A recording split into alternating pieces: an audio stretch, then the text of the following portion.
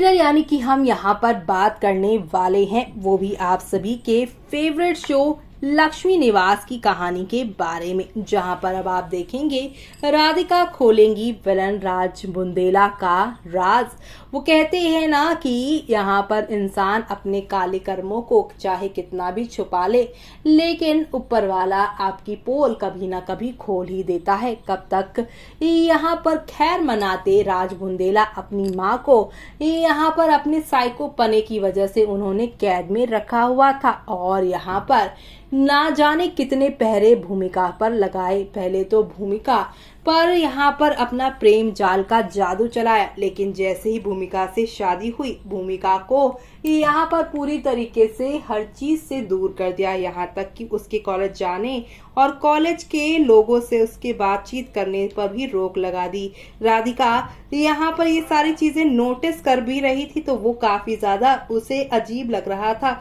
कि उसकी बहन एक ऐसे इंसान के साथ कैसे गुजारा कर रही है जो उसे हर एक चीज में, जो बेसिक चीजें होती है, एक ह्यूमन राइट होता है, उसके लिए भी कैसे रोक सकता है कि कहीं अपनी मर्जी से भूमिका जा आ नहीं सकती। यहाँ तक कि गार्ड से कहकर भी उसे रोक लगवा रहा है। जी हाँ, अब भूमिका को जो है उसके घर के गार्ड भी राजबुंदे की वजह से जाने से रोक रहे थे, लेकिन एक ऐसा घर कमरा है जिसमें कोई उसे जाने नहीं दे रहा था।